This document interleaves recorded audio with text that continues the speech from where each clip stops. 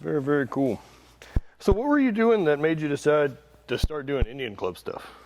You know, it was quite some years ago that I was just looking at different conditioning methods.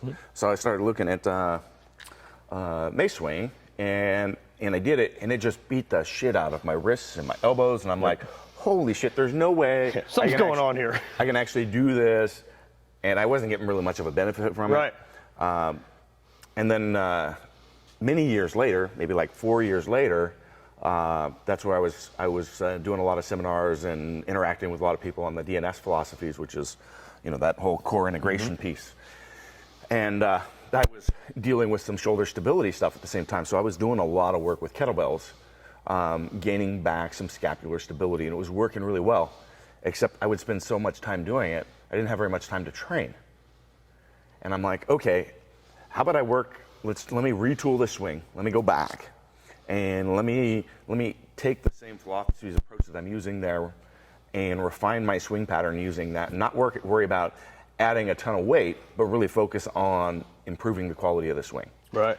And so I started doing that, and within a month, my shoulder pain, I'd had shoulder pain like every day for like eight years. Weird. Like fall asleep at night. Geared powerlifting? Yeah. Led to shoulder pain? I kind of encountered some other people that had the same thing too.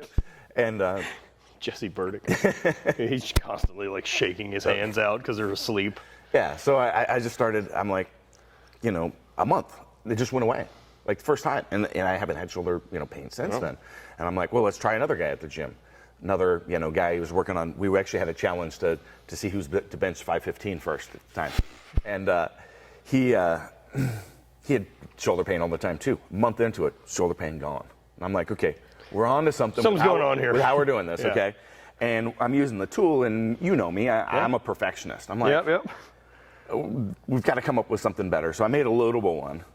And then eventually, I had a guy that came and trained at the facility and then would leave, and he's like, hey, my facility doesn't have the 1-inch plates. I want 2-inch, can you make one? And I'm like, yes. And that's brilliant. Because that actually takes care of the issue, because the only problem I have is the handle is too small with the 1-inch. I want the optimal size handle, and I want some sort of, flare on here so that so we could load. And 2-inch plates can fit over the flare. Exactly. But so it takes care of that. And the big piece is, all of that is defined because we want a permanent stop on the end. Yeah. We don't want to have any, opportunity ever of a weight flying off. Oh, right. That's because bad news. you could kill somebody or it whatever. Happens so in it's the like hammer occasionally because we throw so it's basically the same setup as this. Weight at the end of a stick, and the ball. Most of the time we throw just the lead ball or a steel ball on the end of a PVC pipe at the Schedule 40 where it's got a bell end. Okay. And so the inside's a little machined out of those so that thunk sits on there, and then enough throws in.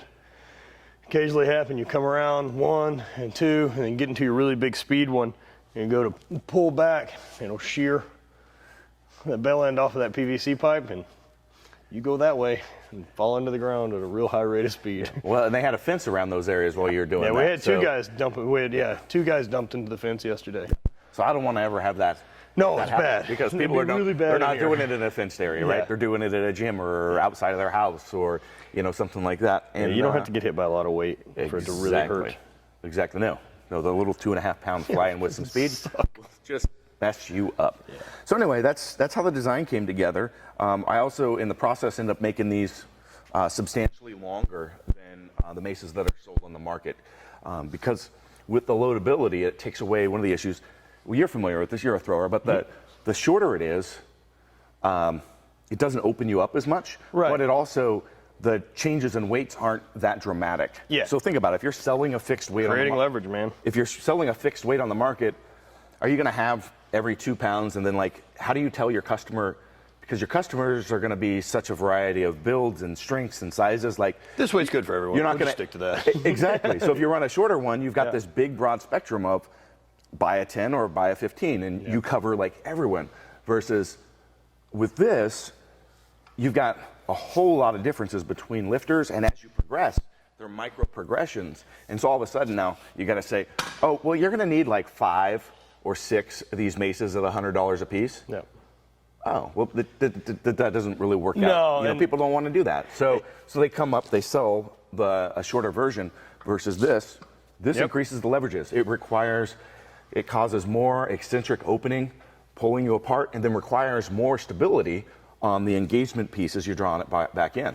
So it works a lot better. I've had a number of people that swing maces that use these, and they're like, man, this thing works way better. And look, I mean, the brilliant idea is, I want something that, I mean, for me, ideally as a thrower and athlete, is this isn't a max effort exercise.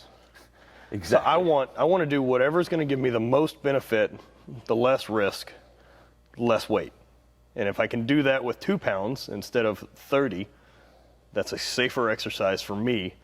I'll save my max attempts and high risk shit for when it counts, not in my warm up and stretching.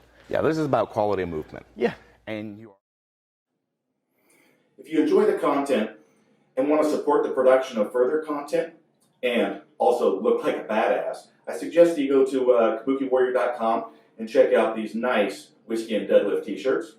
Additionally, we've got a number of products and new products that we're releasing that will help you perform better and move better, from coaching products to products like the ShouldeROK. So please check out kabukiwarrior.com.